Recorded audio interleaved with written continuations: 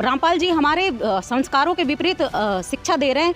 ये माता पिता और बड़े बुजुर्गों के पैर छूने से मना करते हैं, तो क्या हम बड़े बुजुर्गों के मान सम्मान ना करें? आखिर ये हिंदू समाज के संस्कारों को बिगाड़ने के पीछे क्यों तुले हैं? आपका जो कहना है माता पिता भगवान है, आजकल काफ़ी लोग इस चीज़ को मान्यता देते हैं। हम आपको शास्त्र से प्रमाण देना चाहते हैं कि कभी जीव ईश्वर नहीं हो सकता और जीव कभी भगवान नहीं हो सकता। आप भी अपने माता पिता से पैदा हुए, हम भी अपने माता पिता से पैदा हुए हैं और वो भी किसी माता पिता से पैदा हुए। तो आप ये समझिए कि हम एक जीव हैं, ठीक है?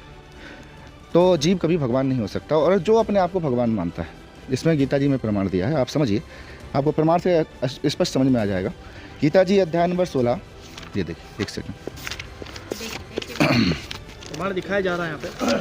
पंडित जी आप भी देखिए, गीता जी अध्याय नंबर 16 में आ जाओ पंडित जी, जब शुरुआत में 1, 2 और 3, ये 3 श्लोक हैं। गीता जी अध्याय नंबर 16 के 1, 2, 3 श्लोक हैं। इसमें लास्ट में तीसरे श्लोक में ये बताया है कि तेज क्षमा धैर्य बाहर की शुद्धि एवं किसी में भी सत्ता भाव का ना होना, अपने में पूज्यता के अभिमान का अभाव, मतलब अपने आप को पूज्यता नहीं, अपनी पूजा नहीं कराना, ऐसा अभिमान नहीं होना चाहिए कि मेरी पूजा करो, ठीक है? हे अर्जुन, ये देवी संपदा को लेकर उत्पन्न हुए पुरुषों के लक्षण हैं। तात्पर्य ये है कि जो अपनी पूजा नहीं कराते हैं, वो देवता जैसे होते हैं।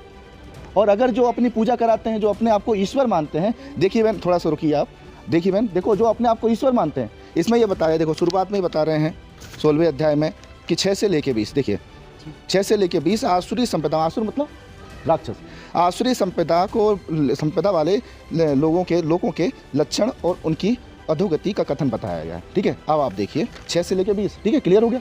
अब आप देखिए जो अपने आप को ईश्वर मानते हैं, उनके लिए भगवान क्या बोल रहे हैं? जो अपने आप को पूजता मानते हैं, अपने आप की पूजा करवाते हैं, अपने आप के पैर पड़वाते हैं। पैर पड़ना मतलब पूजा ही करना होता है। अगर हम अपने माता पिता के और हम किसी अपने बड़े बुजुर्गों के पैर पड़ रहे हैं, तो उनके लिए तो उनकी पूजा कर रहे हैं, यानी उनको भगवान सिद्ध कर रहे हैं। तो आप देखिए, जो अपने आप को भगवान मानते हैं, उनके लिए भगवान कह रहे हैं, 16वां अध्याय श्लोक नंबर 14, 15 और 16, ये तीनों श्लोक इस क्लियर कर रहा है। ये 14वें अध्याय मतलब 16वें अध्याय के 14वें श्लोक में स्पष्ट बोला है, मैं ईश्वर हूँ, ऐश्वर भोगने वाला हूँ, मैं सब सिद्धियों को से युक्त हूँ, बलवान हूँ, सुखी हूँ। और इधर देखिए, ये बोल रहे हैं, मैं मेरे समान दूसरा कौन है? यज्ञ करूँगा, दान करूँगा, आमोद प्रबोध करूँगा। इस प्रकार के अज्ञान मोहित रहने वाले, अनेक प्रकार के भ्रमित चित्त वाले, मोह रूपी जाल से समावृत, विषय भोग में अत्यंत आसक्त आसुर लोग, कौन? आसुर लोग महान अपवित्र नरक में गिरते हैं। तात्पर्य क्या हुआ कि जो अपने आप को क्या मानते हैं? ईश्वर, जो अपने आप की पूजा कराते हैं, तो वो क्या होते हैं? आसुर लोग होते हैं और वो घोर नरक में गिरते हैं।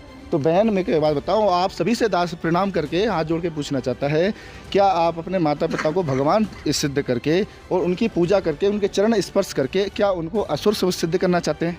गीता जी अनुसार हम नहीं बोल रहे। और क्या उनको घोर नरक में डलवाना चाहते हैं? और क्या अपने आप को घोर नरक में डलवाना चाहते हैं? तो हमारे गुरुजी क्या गलत बोलते हैं? हमारे गुरुजी स्पष्ट कर रहे हैं, ना अपनी पूजा कराना चाहिए, ना अपने चरण स्पर्श कराना चाहिए, ना ही हमें किसी के चरण स्पर्श करने चाहिए, क्योंकि जीव कभी भगवान ईश्वर नहीं हो सकता। सत्साहिब जी।